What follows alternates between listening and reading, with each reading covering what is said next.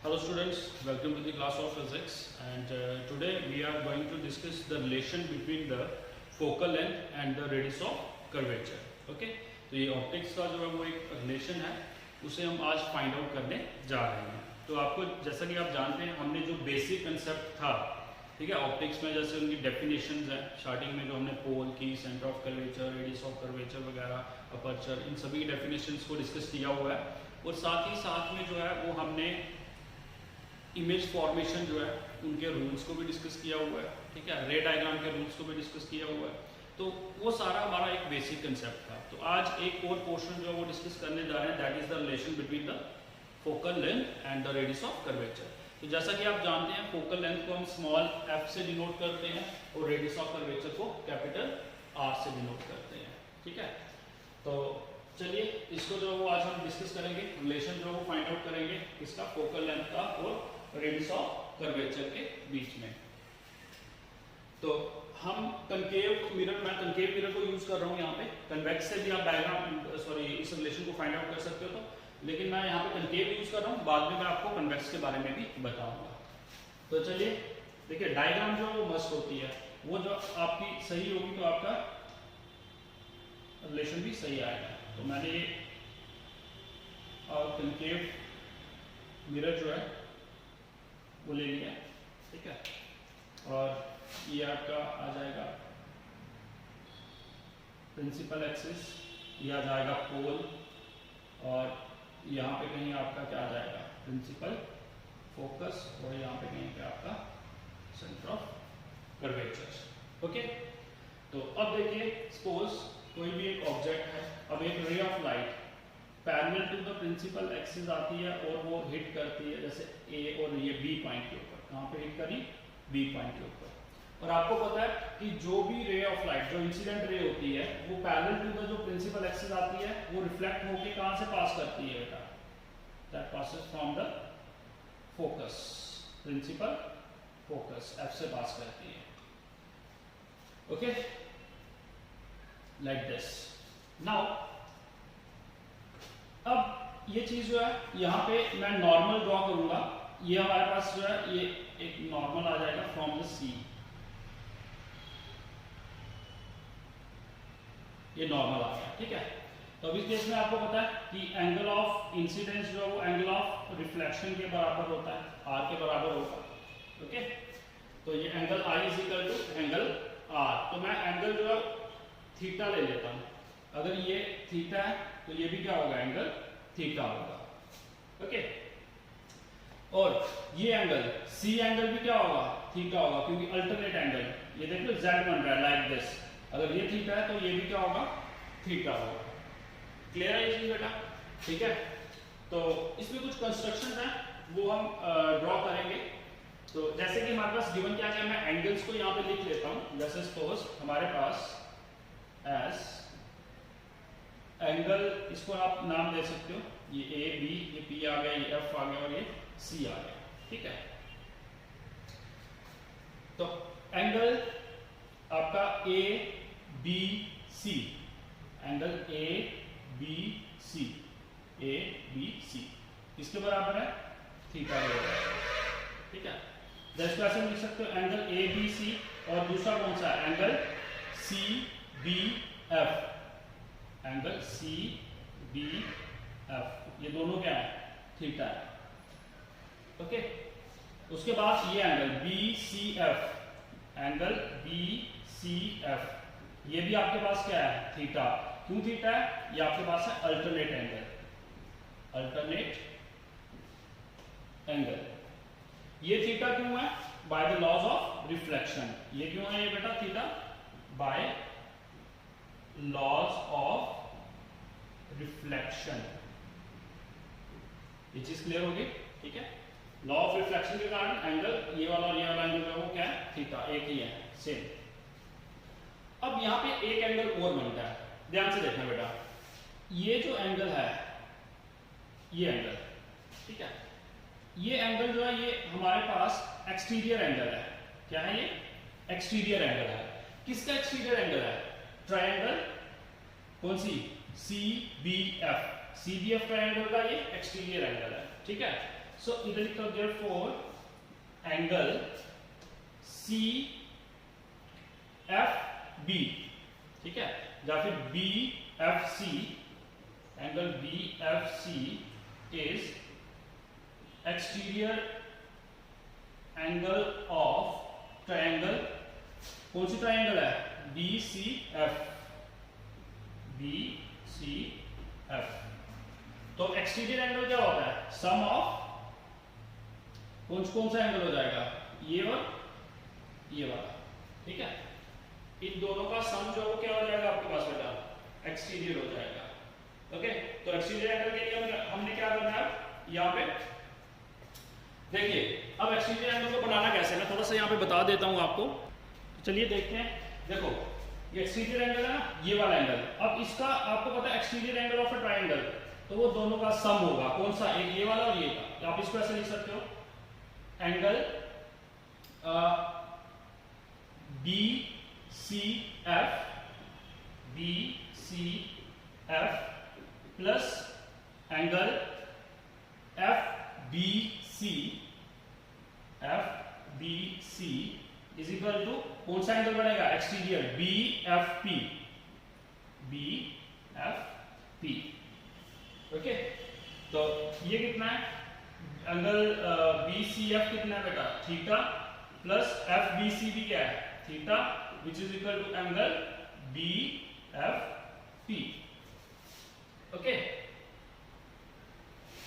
तो यहां से ये बन जाएगा 2 theta, so angle B F P is equal to 2 theta. ये जो एंगल है, ये एक्सटीरियर एंगल, ये कितना बन गया, 2 थीटा बन गया। ओके, अब यहाँ पे हमने एक कंस्ट्रक्शन जो है वो ड्रॉ करनी है। मैं यहां से प्रिंसिपल एक्सिस से एक नॉर्मल ड्रॉ करूंगा, sorry not principal axis, incident ray से प्रिंसिपल एक्सिस के ऊपर एक नॉर्मल ड्रॉ किया एन, ठीक है। अब ये एन को इस तरीके से ड्रॉ किया गया है सो दैट कि ये राइट एंगल ट्रायंगल बन जाएगी। ये जो आपके पास, अगर मैं इसको ड्रॉ करूंगा ना इस तरीके से, ये एन, तो ये आपका ये राइट एंगल ट्रायंगल बनेगी ये, और ये वाला एंगल जो है ये आपका कितना है, 2 थीटा, ठीक है, ये याद रखना, बी एफ पी, ये जो बी एफ पी है ये आपका 2 थीटा है। ओके, तो चलिए अब हम क्या करेंगे, ये हमारे पास एंगल्स आ गए, ठीक है। अब हम बात करेंगे ट्रायंगल्स की। अब हम इसमें राइट एंगल ट्रायंगल लेते हैं पहले, इन राइट एंगल ट्रायंगल कौन सी लेते हैं, B C N, B C N. Okay, B C N जो है वो हमारे पास राइट एंगल ट्रायंगल है, तो इसमें अगर मैं tan लगाता हूं, tan थीटा, बेटा tan क्या होता है, अगर आपको याद होगा तो tan को कैसे लिखते हैं, परपेंडिकुलर अपॉन बेस। तो परपेंडिकुलर इस ट्रायंगल में बी सी एन में ट्रायंगल क्या है, B N, okay, upon base क्या है, बेस आपका C N, C N is the base. Okay, so ये आ गया आपके पास फर्स्ट इक्वेशन। अब नेक्स्ट हम ट्रायंगल लेते हैं बी एफ एन, ये छोटे वाली बी और ये एफ और ये एन। सो इन ट्रायंगल, ये भी राइट एंगल ट्रायंगल है, बी एफ एन, इसमें भी tan लगाएंगे, tan, लेकिन यहाँ पे क्या आएगा 2 थीटा, क्योंकि इस ट्रायंगल का ये वाला एंगल कितना है, 2 थीटा, अभी निकाला हमने, B F P is equal to 2 theta. Okay, तो ये आ जाएगा आपके पास tan 2 theta is equal to, again ये भी क्या होगा, परपेंडिकुलर अपॉन बेस, तो उसमें भी परपेंडिकुलर क्या है, बी एन अपॉन, अब इसका बेस क्या है, F N, F N is the base. This is your second equation. Now divide both the equation, अगर दोनों इक्वेशंस को हम क्या करते हैं, डिवाइड कर दें, तो क्या होगा, देखिए tan theta upon tan 2 theta which is equal to B N. Okay, ये बन जाएगा B N upon C N into ये ऊपर जाके क्रॉस मल्टीप्लाई होगा F N upon B N. तो बी एन और बी एन क्या हो गया, कैंसिल हो गया। और tan tan जो है उसको क्या कर लेंगे, यहाँ पे थीटा अपॉन 2 थीटा। tan जो साइन कहाँ चलेंगे बेटा, जब भी कभी कोई एंगल, अब जैसे ये एंगल थीटा है या 2 थीटा है, ये बहुत ही ज्यादा छोटे एंगल्स हैं, तो जब भी कभी छोटा एंगल हो तो उसके साथ जो भी साइन लगा हो, चाहे tan है, चाहे साइन है, चाहे cos है, ठीक है, तो उसको हम रिमूव कर सकते हैं। तो इसीलिए मैंने यहाँ से tan को हटा दिया, सिर्फ लिखा theta upon 2 theta which is equal to ये बना F N upon C N. Okay, तो ये इधर लिख सकते हो, क्यों किया गया, because angles are very small, जो एंगल्स है वो बहुत ही ज्यादा छोटे थे। तो अब देखिए एफ एन, ये जो एफ एन है, ये डिस्टेंस बेटा ऑलमोस्ट ये जो पॉइंट है ना, ये ऑलमोस्ट पी के पास ही होता है, तो हम एफ एन को जो है वो एफ पी लिख सकते हैं, क्योंकि ये डिस्टेंस बहुत ही ज्यादा छोटा होता है। और अगर आप इस डिस्टेंस को ऐड कर लें, चाहे किसी में सब्ट्रैक्ट कर लें, तो उसकी जो डिस्टेंस में ज्यादा फर्क नहीं पड़ता है। तो इसीलिए हम क्या करेंगे, इसको यूज करेंगे। तो मैं ये चीज रब कर रहा हूँ, जो एंगल्स मैंने लिए हुए हैं। ओके, अगर आपने नोट डाउन करना है तो इसको स्क्रीनशॉट लेके यहाँ से नोट डाउन कर सकते हो। ओके, तो देखिए एंगल्स को मैं यहाँ से मिटा रहा हूँ, ये एंगल्स कैसे लिए वो हमें पता चल गया। अब देखो एस जो एफ एन है, F N is equal to similar and equal to F P के बराबर है, ठीक है। और जो सी एन है ये भी almost similar and equal to C N को मैं जो है वो सी पी लिख सकता हूँ, क्योंकि ये जो एन पी का डिस्टेंस है ना, ये बहुत ही ज्यादा छोटा डिस्टेंस है, तो हम इसको किसी में भी ऐड या सब्ट्रैक्ट करेंगे तो कोई फर्क नहीं पड़ता। तो इसलिए हमने क्या किया, एफ एन को एफ पी लिख लिया और सी एन को सी पी लिख लिया। तो अब यहाँ पे ये क्या बन जाएगा, जैसे थीटा और थीटा आपका क्या हो जाएगा यहाँ से कैंसिल, और हमारे पास रहेगा 1/2 which is equal to F N. F N की प्लेस पे लिखूंगा F P upon C N की प्लेस पे लिखूंगा C P. Okay, which is equal to F P. F P क्या है बेटा, focal length small F, pole से प्रिंसिपल फोकस का डिस्टेंस जो है वो क्या होता है, फोकल लेंथ। तो एफ पी की प्लेस पे क्या लिखूंगा मैं, small F upon C P. C P जो है वो आपका सेंटर से पोल का डिस्टेंस है, that is radius of curvature R. Okay, तो रिलेशन आ गया, आर को इधर ले आते हैं और इधर चला जाएगा। So F is equal to R upon 2। अब देखिए मैंने आपको जब रे डायग्राम्स पढ़ाई थी स्टार्टिंग में, जो उसके रूल्स के बारे में बात कर रहे थे, तो मैंने आपको बताया था कि जो फोकस होता है, जो प्रिंसिपल फोकस होता है, वो हमेशा सेंटर में होता है। किसके, सेंटर ऑफ कर्वेचर और पोल के एग्जैक्ट सेंटर में होता है। क्यों होता है एग्जैक्ट सेंटर में, वो ये फार्मूला जो है यहाँ से आपको क्लियर हो गया होगा कि जो प्रिंसिपल जो फोकल लेंथ है एफ, वो क्या होती है, रेडियस के हाफ होती है, रेडियस ऑफ कर्वेचर के हाफ होती है। तो रेडियस ऑफ कर्वेचर, ये पूरा रेडियस ऑफ कर्वेचर होता है, उसका हाफ कहाँ पे आएगा, सेंटर में। तो इसलिए प्रिंसिपल फोकस जो है वो सेंटर में होता है। तो हमारा जो रिलेशन है वो आ गया F is equal to R upon 2। Clear बेटा। अब एक चीज देखिए कि कुछ बच्चे कहते हैं कि ठीक है ये हमने कनकेव से कर लिया, अगर कन्वेक्स से करना हो तो फिर किस तरीके से इसको करेंगे, ठीक है। तो कन्वेक्स से कैसे करना वो ध्यान से देखिए, मैं कन्वेक्स की डायग्राम ड्रॉ कर दूंगा, बाकी आगे कैलकुलेशन का सेम तरीका है। देखिए सपोज यहां पे ड्रॉ करता हूं, ये मेरे पास एक कन्वेक्स लेंस है, ठीक है। अब प्रिंसिपल एक्सिस ड्रॉ करूंगा मैं, ये प्रिंसिपल एक्सिस आ गई, ठीक है। यहाँ पे कहीं पे फोकस होगा और यहाँ पे कहीं पे क्या होगा, सेंटर ऑफ कर्वेचर होगा।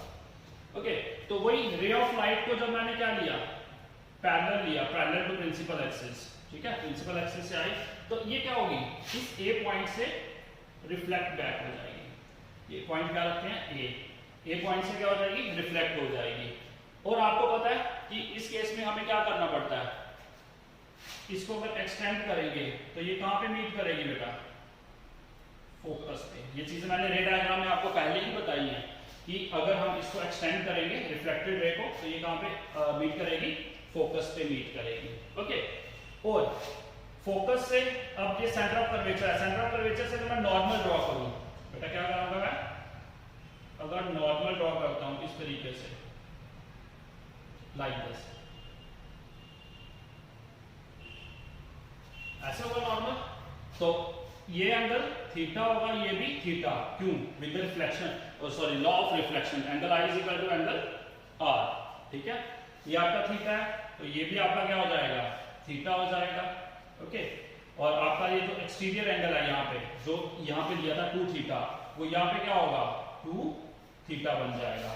और आपका ये जो नॉर्मल हमने ड्रॉ किया है, वो आप यहाँ पे नॉर्मल को ड्रॉ करोगे लाइक दिस, ये आपका एन आ जाएगा, ठीक है।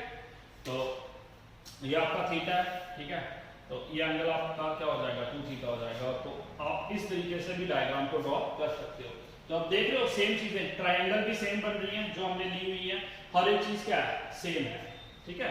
यहाँ पे आपका पोल है, ये सारी चीजें सेम ली हुई है मैंने। तो आप अगेन जो ट्रायंगल हमने, जैसे टैन के लिए कौन सी लेगी, BCN, ठीक है, तो यहाँ पे भी ट्रायंगल के लिए आप क्या कौन सी लोगे, BCN, सॉरी ये A है और ये पॉइंट यहाँ पे क्या रखा है, B रखा है, B, ठीक है, C और N, ये ट्रायंगल दिया।